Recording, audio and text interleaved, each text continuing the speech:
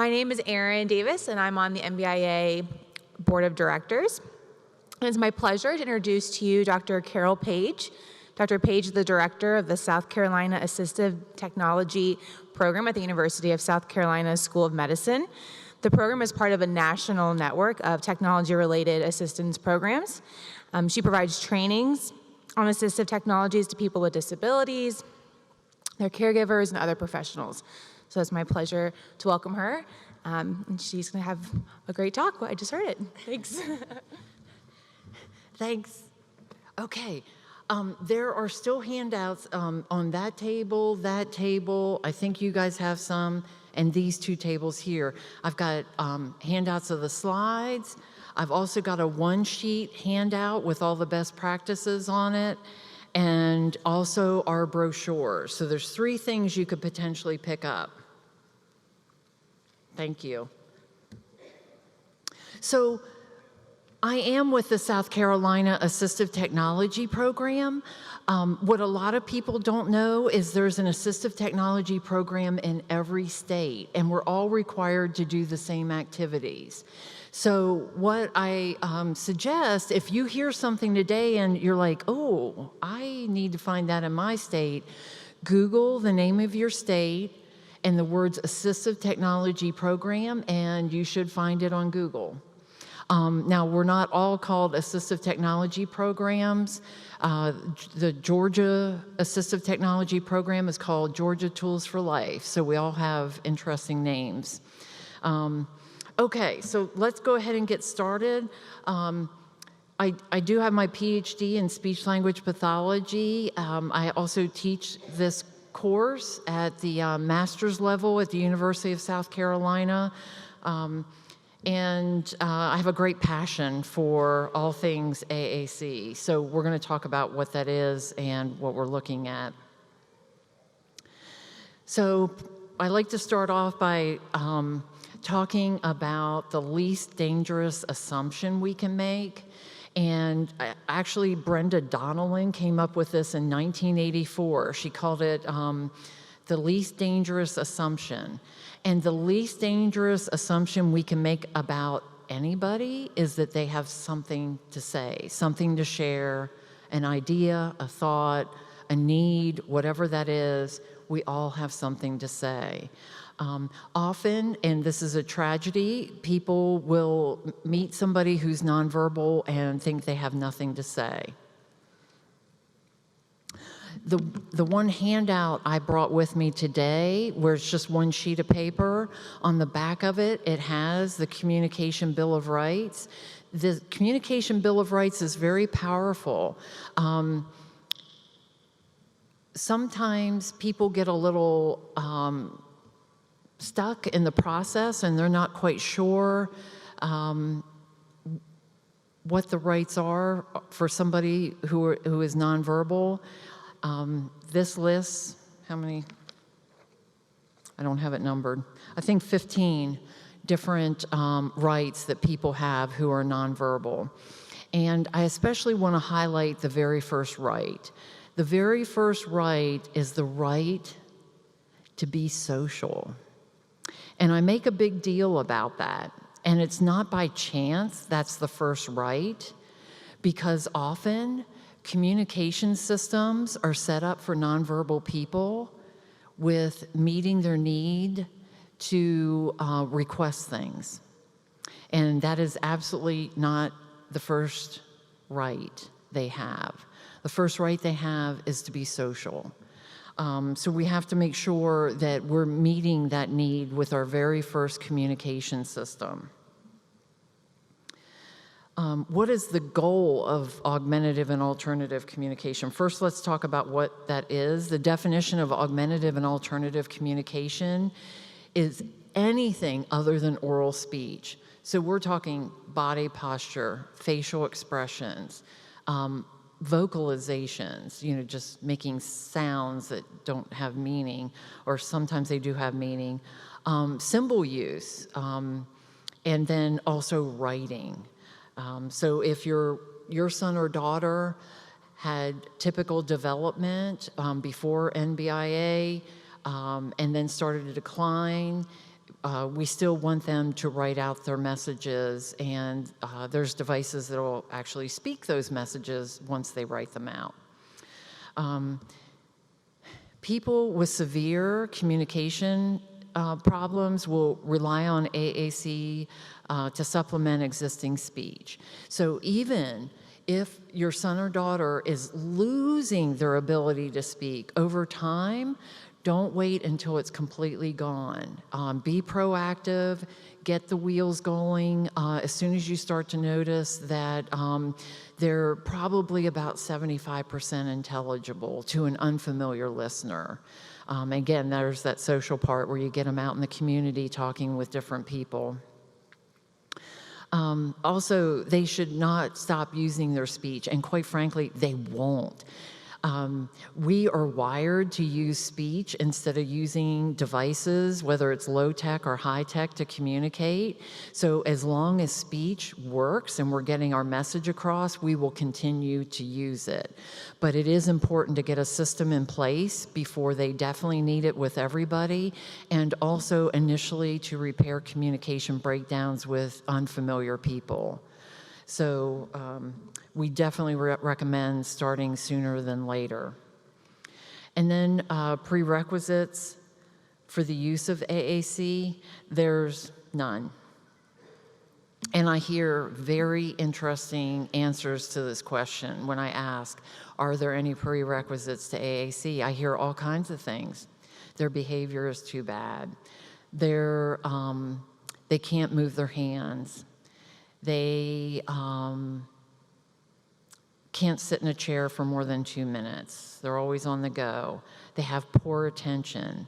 They have poor cognitive skills. And none of those excuses apply to augmentative and alternative communication. You can still find AAC systems that are a good fit. And there are no good excuses. One of the things, are there any prerequisites? Well, yeah, you have to be breathing. You have to have a pulse. Those are good prerequisites. But other than that, that's about it. I worked, when I first graduated many years ago, my first 10 years were working at an institution with people with severe and profound intellectual disabilities. And we found communication setups, systems for all those individuals. So you have to be careful. I know NBIA, for some, there is a cognitive component, not everybody, but please do not have anybody tell you that's an impediment to getting AAC. Why is it so important for nonverbal people to have communication systems? There was a gentleman here in the last session. He uses a low-tech piece of paper with his messages and the keyboard on it. I'm talking about things like that to very sophisticated eye gaze devices. Why is it important for people to have any of these devices? Well, one, research shows that people who are nonverbal have poor school outcomes. The very thing we don't want to happen happens to people who are nonverbal. So we need to get these devices and get them communicating as soon as possible. There's also, here's the scary thing, and I hate sharing this, but it's true and the research definitely supports it. People who are nonverbal have an increased risk of abuse and neglect, and they can't tell on anybody. So that's really something we want to avoid as well. Also, challenging behaviors. I'll have people tell me, oh, he couldn't possibly use a communication device because he has all these meltdowns. Well, the meltdowns are because they have no other way to communicate. And so let's give them an appropriate way to say no, or I don't feel good, or you're making me angry. Let's find an appropriate way to do all those things instead of actually kind of almost forcing the child to go into a full-blown meltdown to get their message across. Poor health outcomes is also been found to be a result of being nonverbal. And that is, by a facial expression, you might say, oh, I know he's in pain, but really knowing the details of that pain is really hard to tell with just gestures. And so we want to make sure we're getting the full story so that we can provide the best care possible. And then also they have decreased decision-making in the community. And we definitely want these individuals to be part of community life. It's wonderful, and I feel confident that they all will have a great family life. But remember, the number one right is to be social. And talking about being social means community. So we've got to get these guys out in the community and interacting with other people. It's important to well-being. So I'm sorry I don't have access to internet, but this is a video where this teenager had a terrible experience at school where his aide showed up incredibly late. He uses the phrase waited and waited and waited for him to show up to feed him lunch. And when he did, he felt it was, that he wasn't being treated right when he was fed, and that it was, he was kind of manhandled, my words, not his. And so he was telling his speech-language pathologist this whole story. The beauty of this story that I wanted to share with you is that the speech therapist at the end, hearing this whole story, said, "What are you going to do with this information?" She said, "Do you want me to tell authorities about this?" And the student said, "No, I want to do it." And that's the beauty of augmentative and alternative communication. It lets these kids, and adults, advocate for themselves, because parents are great at advocating for their kids. You guys have all, trial by fire, I'm sure you've had lessons teaching you to be great advocates. But we also want our sons and daughters to be great advocates for themselves too.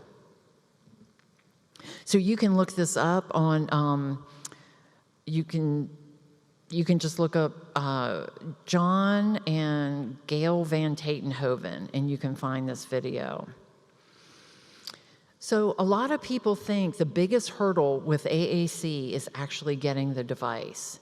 And I wanted to share with you that's just a very small part of the whole process. So these are different devices. Some are lower tech and battery operated. Some are higher tech and you have to charge overnight. They're tablet based.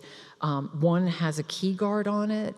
I know some individuals with NBIA have tremors very similar to Parkinson's, and typically working with adults with Parkinson's and even kids who have a tremor, those key guards make all the difference.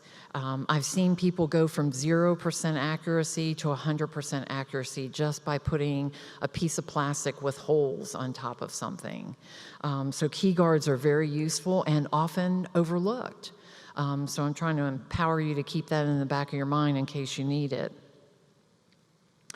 So there's many different devices. Your assistive technology programs actually have a way for you to test drive the devices and also to borrow them, because all of the programs are required to do that.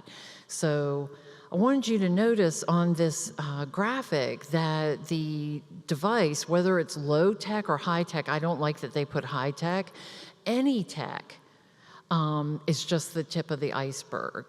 And often I see people being given communication devices, and then that's where the help stops. But we need ongoing therapy to help with that. And that's the stakeholder support is not just the parents, it's also the teacher, it's also the speech-language pathologist, your occupational therapist, your physical therapist. All the people who are important to your son or daughter should be involved with the communication device and support it. Also, there needs to be data collection. We need to keep track of what's working and what we need to change. These, having a communication device is a very fluid process. It doesn't stay the same. It changes over time, and we're going to talk about what those changes look like. You also need a backup.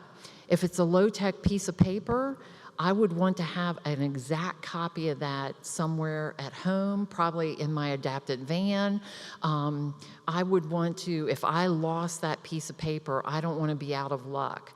Same way with a communication device. Say you have an app on an iPad. I encourage people to take screenshots of the pages and print those screenshots out so that they have a low-tech backup of that communication device. But the main thing I'm driving home here is you're never without a way to communicate. And then training and planning time. The training might be for the speech-language pathologist to learn more about how to work with augmentative and alternative communication. So I teach a lot of people what it should look like, what the research says about it, and how to interact with it. Core and fringe vocabulary we're going to talk about shortly. Functional communication opportunities, and I cannot stress this enough. Using augmentative and alternative communication should look like a conversation. And what I often see it look like is testing. And it should not ever look like testing unless somebody's working on their quarterly report or their once-a-year report and they're collecting data for it. So what it should say is, did you do your homework? The child's saying yes. How are you feeling today? The child's saying, my hands aren't working today. That they're telling you all this information.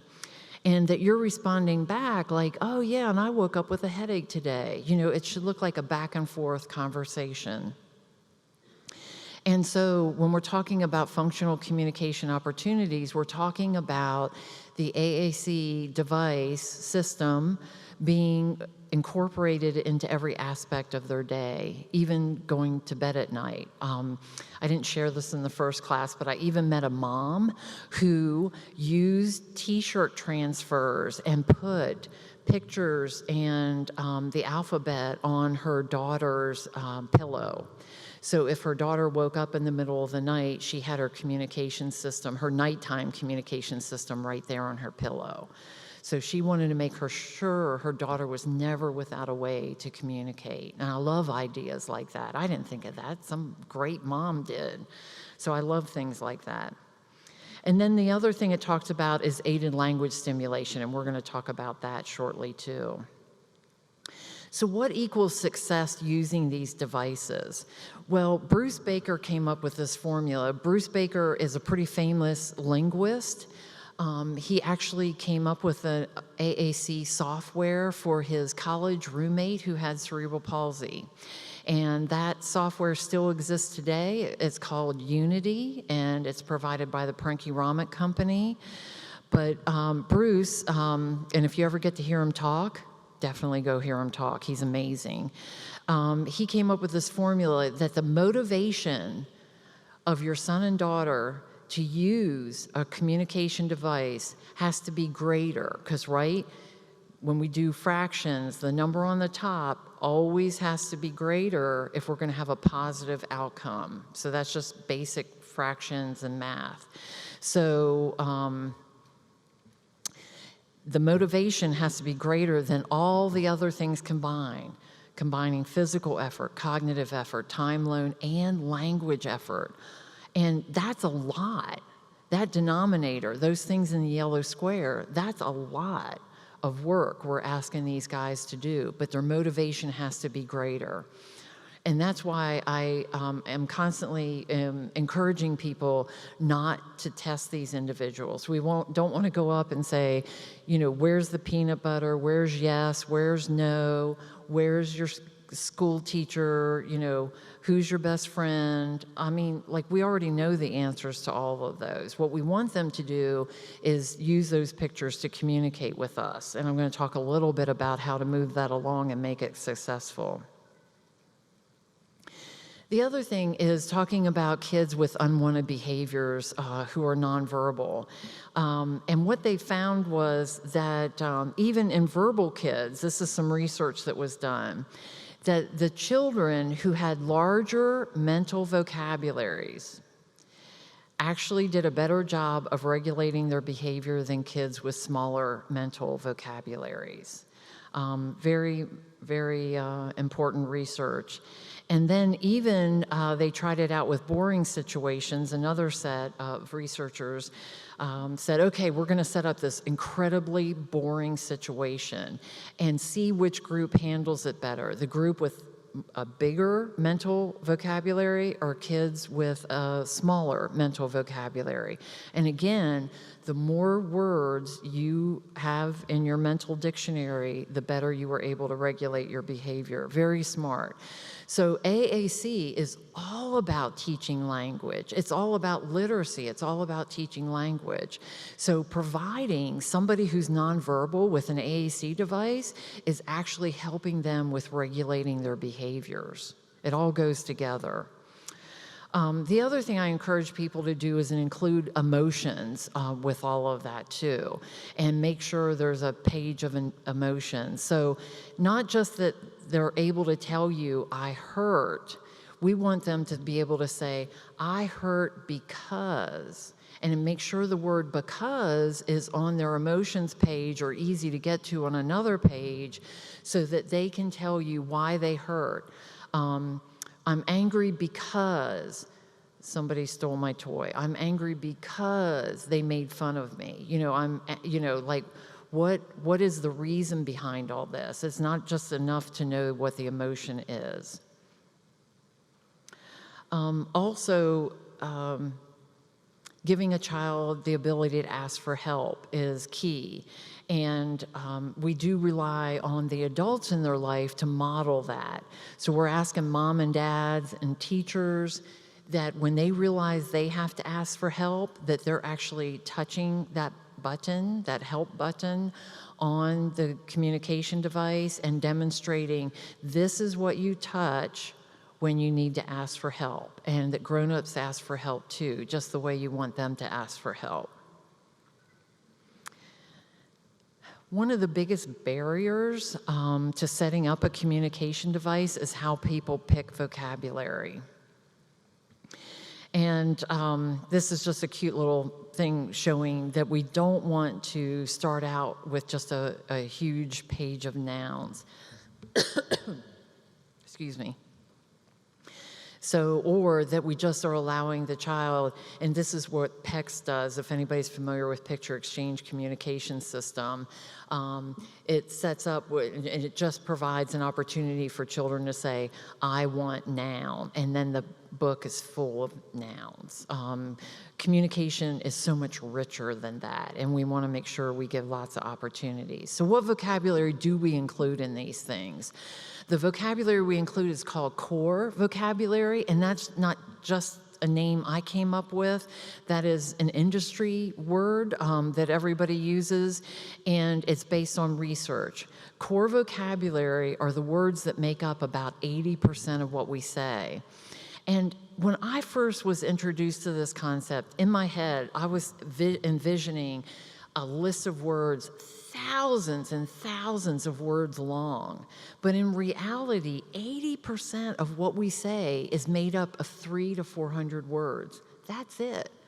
And I was like, that doesn't make us very interesting, but it sure does let us communicate an awful lot in how we combine those words.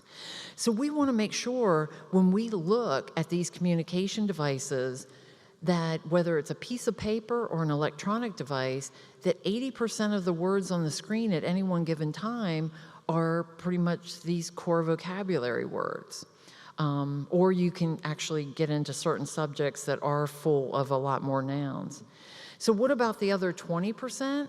The other 20% of what we say is called fringe vocabulary. And fringe vocabulary is loaded with nouns and verbs.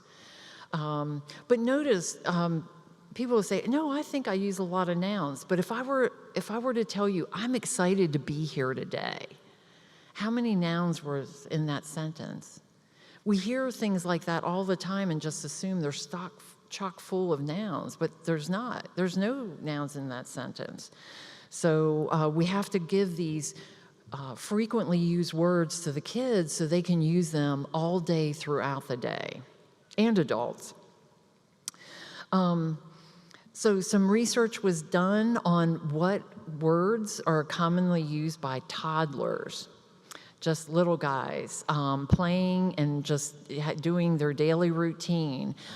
They recorded them, wrote down all the words they said, and calculated that this list for this set of researchers represents 96% of what toddlers said during a day. And notice there's no nouns on this list. So 96% of what toddlers said during the day did not include nouns. So we have to be careful about loading these devices up with too many nouns. And what nouns we do put in, we want to make sure they're very meaningful for the individual. Okay, but I do want to point out with this list, I get tickled by this. Notice how egocentric we all are, just by being human. There's I, mine, my. We also have you and being able to connect with other people. We also have yes and no. We say an awful lot. I have met teenagers with very complex communication devices that did not have the word no on it. Had the word yes, but did not have the word no. And when I asked why, they said, well, we don't want them to tell us no. We want them to do everything we ask them to do.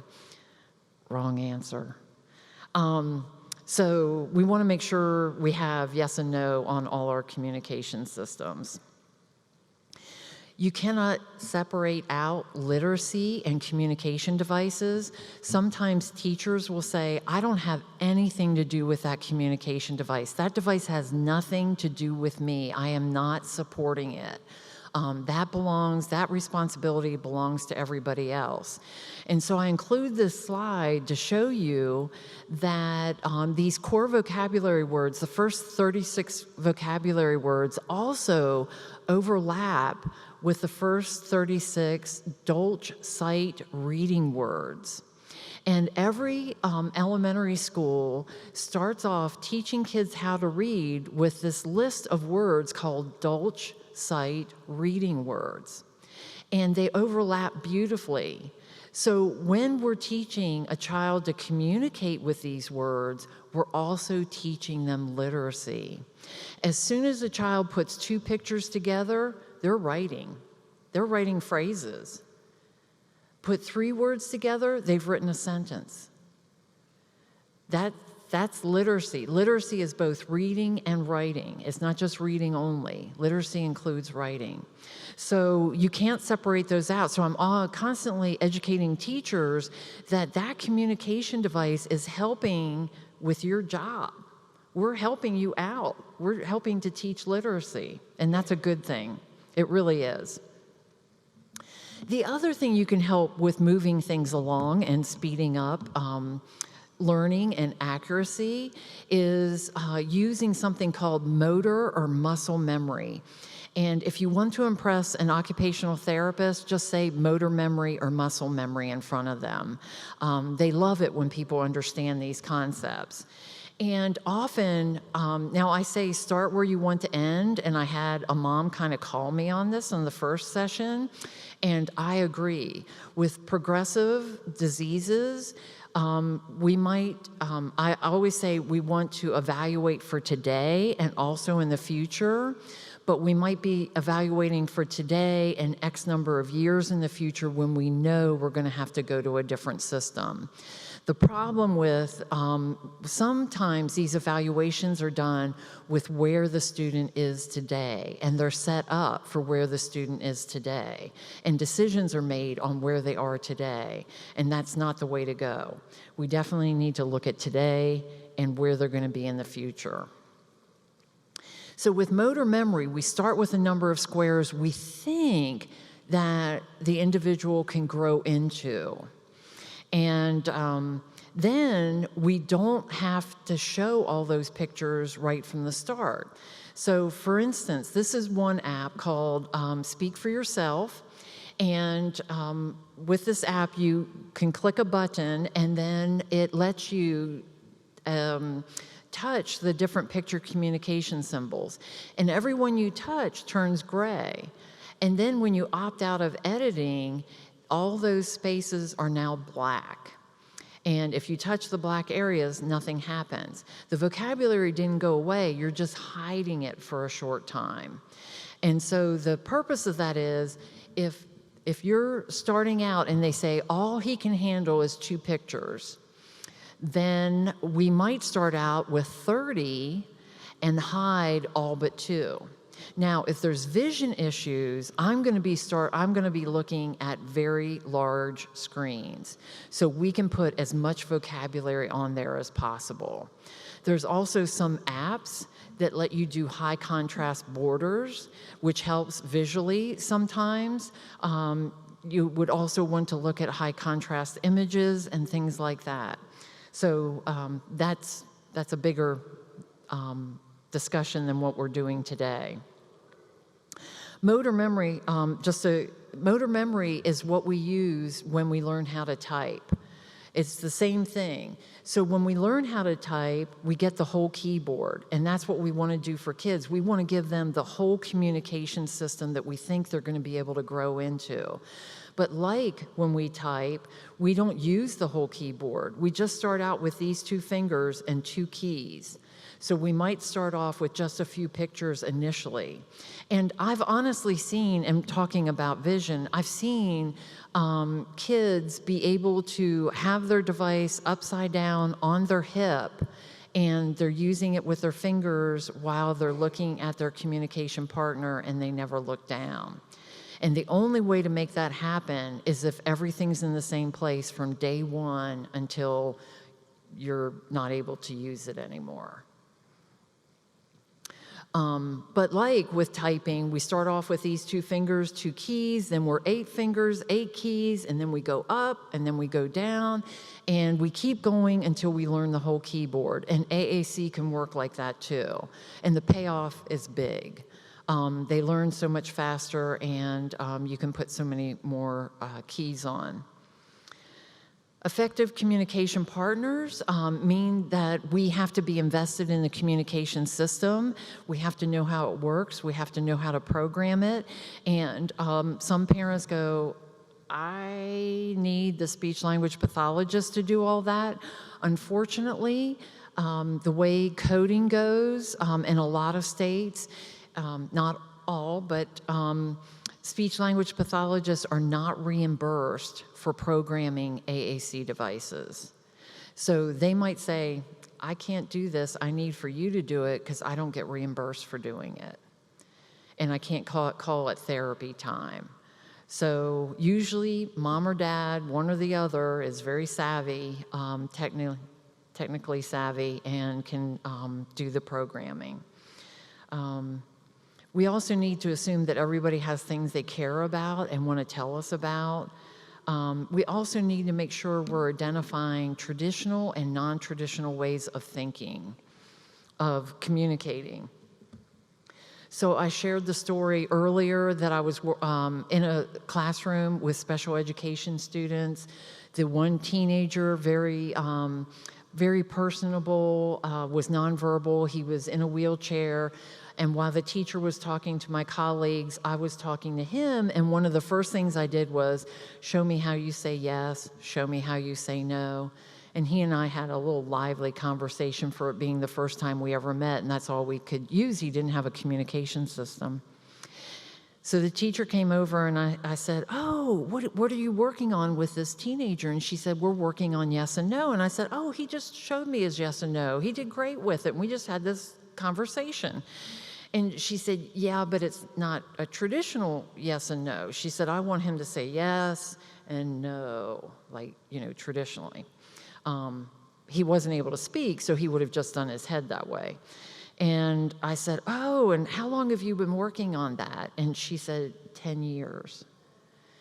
We want to avoid those pitfalls. We want to make sure if there's a non-traditional way your son or daughter is communicating, put it on a sign, put it on their name tag, whatever that is, educate people in their lives. When they do that, they mean yes. But educate other people so we don't get stuck in these rabbit holes, and we can be working on other things to keep the progress moving and keep them successful in this program. So another, one of the biggest things you can do to help with encouraging, with that motivation we talked about, and making sure that the individual who's using the communication device feels motivated, is the adults in that person's life, or their family members, their teachers, their therapists, all need to use, and their peers, all need to use the device to talk to them. And if you Google YouTube and aided language simulation, this cartoon will come up. And it's a great little cartoon because it shows that parents, and all of you do, parents do a great job of modeling speech. And for some of your kids, they're talkers, and they don't lose that skill till later on. Some never learn to speak, but we're great at modeling speech. It's wired into us. What isn't wired into us is demonstrating how to use a communication device. And so that's the hurdle that adults need to overcome. And it's going to feel like having a left glove on the right hand sometimes. But what we're asking, and what the research shows as being highly beneficial, is when we use their communication device to talk to them. So if I see somebody has a communication device, I will ask, I'd like to talk to you. Can I use your communication device? I have met 2 people. I've been doing this for 25 years. I've met 2 people, and both of them had autism, who refused to let other people touch their device. And other than that, everybody's like, have at it. Like, show me. Show me how to do this. I'm still struggling. I need for you to know my system as well as I do, and to help me out with it. So it's really important we're using their devices to talk to them. Okay. It's also important to have a buddy system. And research shows, I think this is the next slide, yes, that there's actually research that shows that the mental dictionaries increase and the expressive dictionary increases for nonverbal people if their peers use their device to talk to them. There's also great research, which I did not include in this PowerPoint, that shows that using the device to talk to the person will make them learn new vocabulary that much faster. So they learn more words and they learn them quicker than if the communication partner doesn't use the device. Okay. This is another YouTube you're welcome to watch. She has cerebral palsy, he has autism, but I wanted to show, and sorry I don't have access to Wi-Fi, but on this clip I wanted to show what it looks like when 2 people who have communication devices talk to each other. And they're talking about their day, and they're talking about making each other laugh, and they're having a good old time, and they're smiling at each other, and they're connecting, and it's what communication should look like. Okay, also on this handout, I have what is the goal of augmentative communication devices. And honestly, the goal of a communication device is that the person becomes so verbal that they don't need it anymore. Well, that's not a reality for a fair number of people. It's often not the reality. So what is our next reality? What is our next big goal if they can't be verbal? Our next big goal is that they're literate enough that they can spell and be able to say anything they want.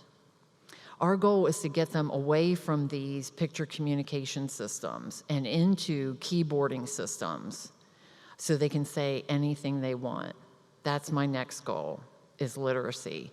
It used to be, when I got into this 25 years ago, and sorry for making myself seem so old, but anyhow, when I first got into this, they used to say, it was like the industry thing to say, if somebody can communicate, they can be independent.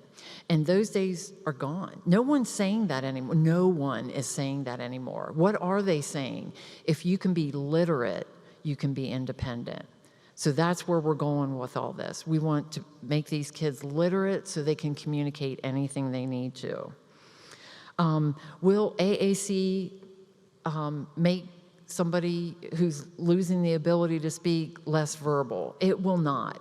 Our human natural inclination is to use the least restrictive mode of communication, and the least restrictive mode of communication is speech until speech doesn't work anymore. So these devices will not make the person lazy. That's my least favorite word. It will not make them lazy, and they will not prefer to use the device over their own speech. So that's another myth that people have. The other thing I want to talk about is what is the best communication device?